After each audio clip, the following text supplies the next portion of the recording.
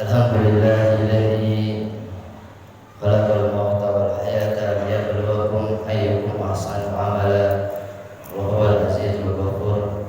Asyhadu an la ilaha illallah wa asyhadu anna Muhammadan abduhu wa rasuluh.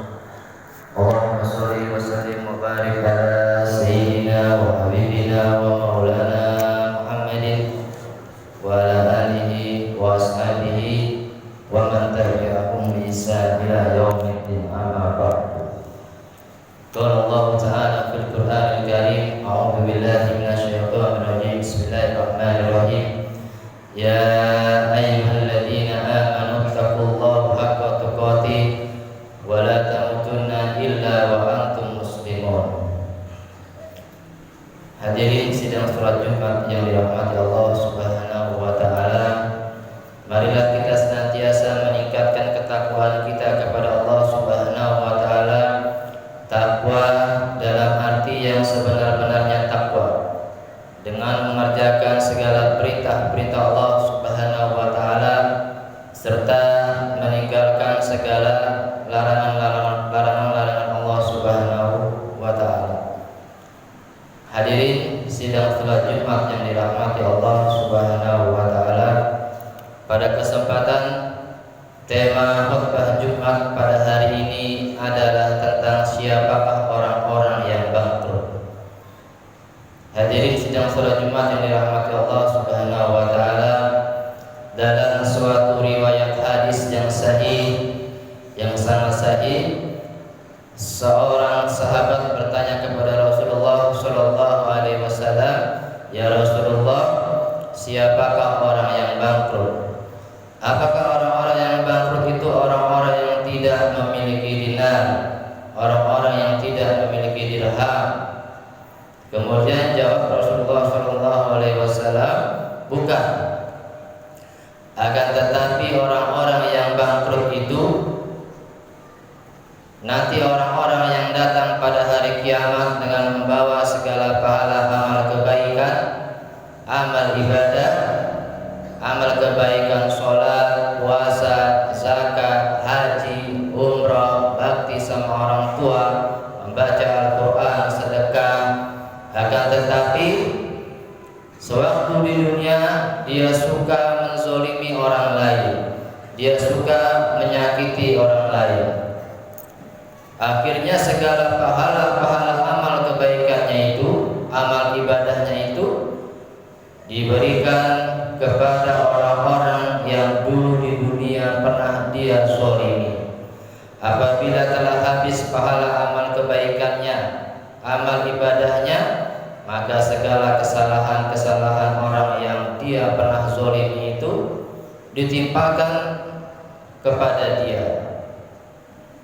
Hadirin sidang salat Jumat yang dirahmati Allah Subhanahu wa taala, Al-Imam Nawawi ya dalam kitabnya berkomentar dengan hadis ini, bahwasanya hadis ini adalah hakikat bangkrut yang sebenar-benarnya nanti di hari akhirat.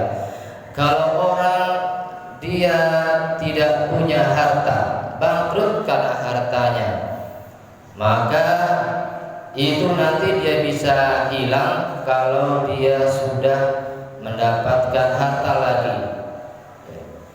Atau kebangkrutan hartanya itu dia bisa hilang kalau dia sudah meninggal dunia. Ya. Nah, kalau kebangkrutan yang sebenarnya adalah nanti kebangkrutan di hari akhirat nanti, di mana segala pahala amal kebaikannya habis, benar-benar habis, dia berikan, dia transfer kepada orang-orang yang dulu dia zalimi. Ini adalah kerugian yang sangat besar, kebangkrutan yang sangat besar bagi kita semuanya.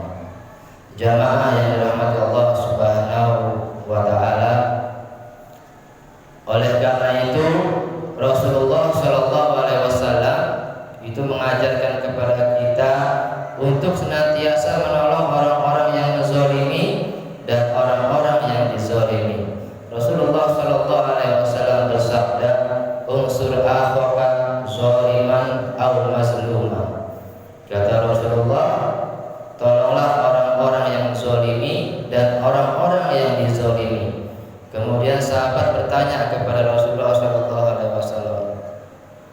Rasulullah, kalau menolong orang-orang yang dizolimi, ini kami biasa melakukannya ya Rasulullah.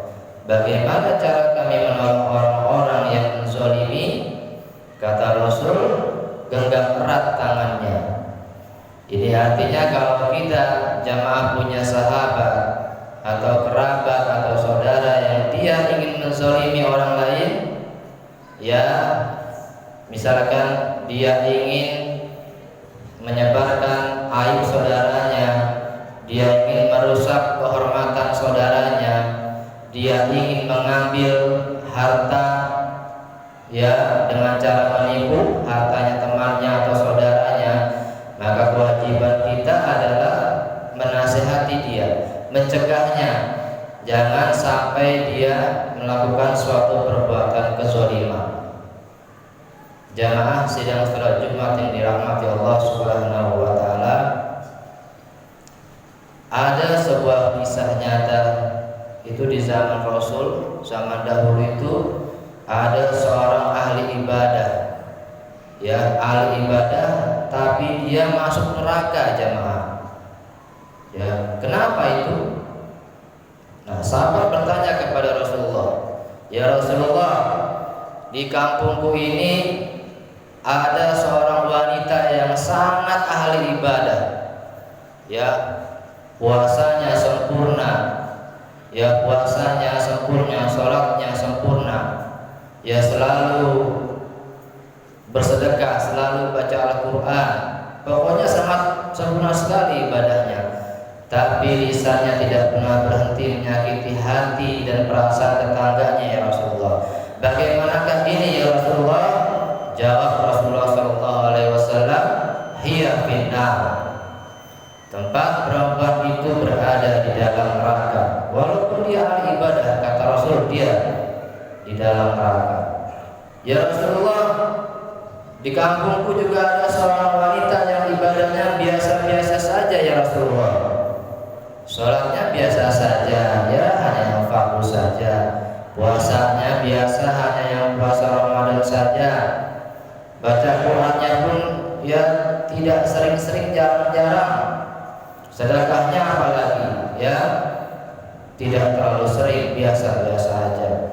Tapi lisannya wanita ini tidak pernah menyakiti hati tetangganya ya Rasulullah. Bagaimanakah ini ya Rasulullah? Jawab Rasulullah sallallahu alaihi wasallam, "Hiya fil jannah." Tempat perempuan ini berada di dalam surga. Oleh karena itu jamaah sedang salat Jumat dan dirahmati Allah Subhanahu wa taala, antara hablum minallah dan hablum minan nas harus sama-sama bagusnya, sama-sama baiknya. Kalau kita seorang yang ahli ibadah, salat kita bagus, puasa kita bagus, suka baca Al-Qur'an, suka bersedekah, tetapi hubungan kita kepada sama manusia tidak bagus, apakah kepada anak istri kita, apakah kepada sahabat kita, saudara kita, orang tua kita, mertua kita, tidak bagus, maka kita tidak akan pernah bisa masuk surganya Allah Subhanahu wa taala. Walaupun kita ibadahnya bagus. Sebaliknya kalau kita ya sangat baik, hablum minan nasnya, hubungan dengan manusianya sangat baik, baik sama anak istri, ya baik sama tetangga, ya orang tua, mertua, teman-teman di kantor. Akan tetapi kita sering meninggalkan ibadah, sholat, ya tidak bisa membaca Al-Quran pun kita tidak mau belajar Al-Quran. Padahal banyak sekarang guru-guru ngaji yang bisa kita undang, kita les ngaji sama dia. 2 bulan, 3 bulan sudah mahir kita baca Al-Quran. Kalau kita tidak bisa baca Al-Quran, ya maka walaupun ya hubungan kita kepada manusia baik, tapi kita ibadahnya tidak baik, maka itu pun kita tidak akan pernah bisa masuk surganya Allah Subhanahu wa taala. Ya, kesimpulannya adalah kedua-duanya harus sama-sama baiknya. Ibadah kita juga harus baik, ya, dan ibadah hablum minan nasnya kita juga harus baik.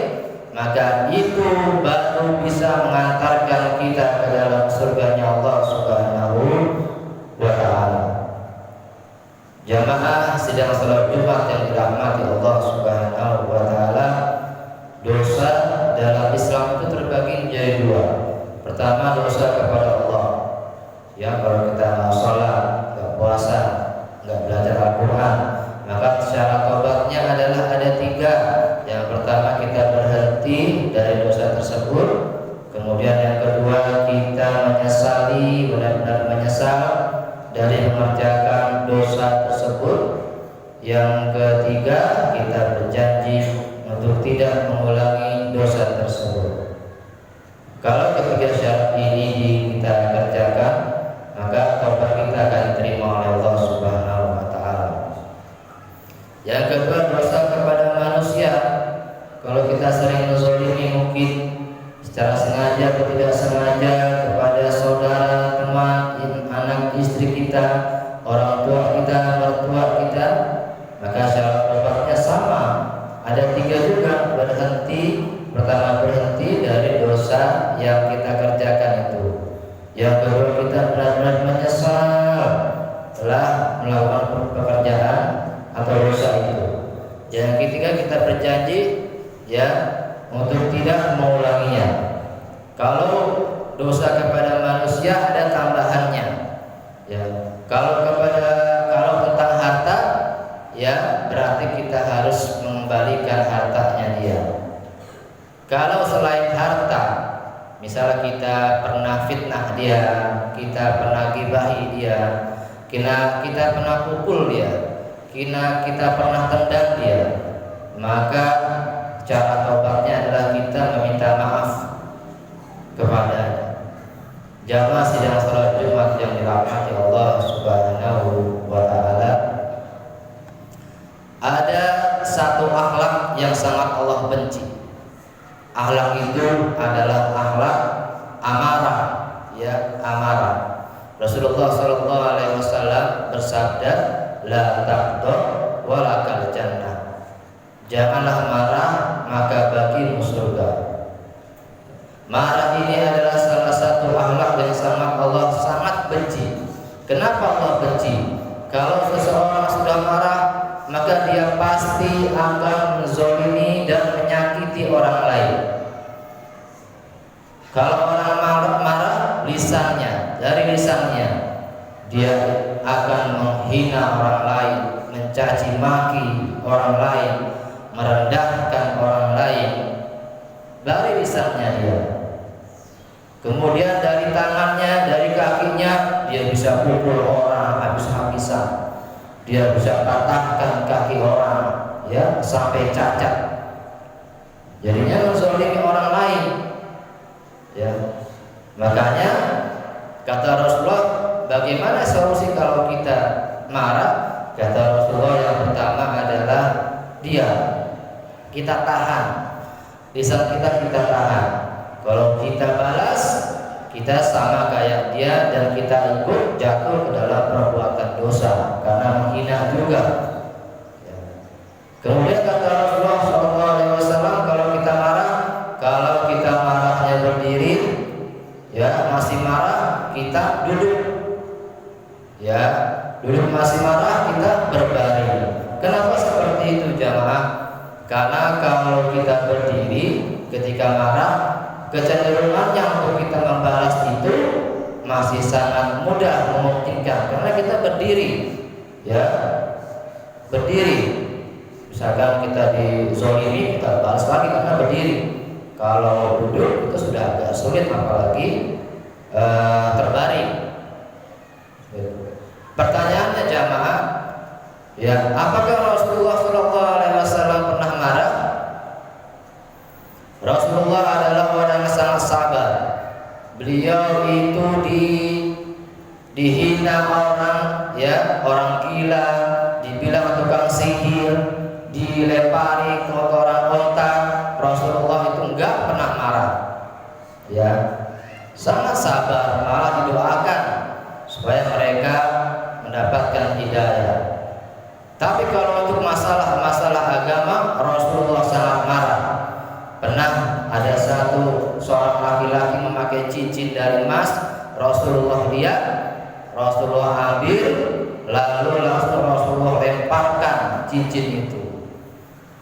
Dan Rasulullah juga pernah marah ketika sedang jihad melawan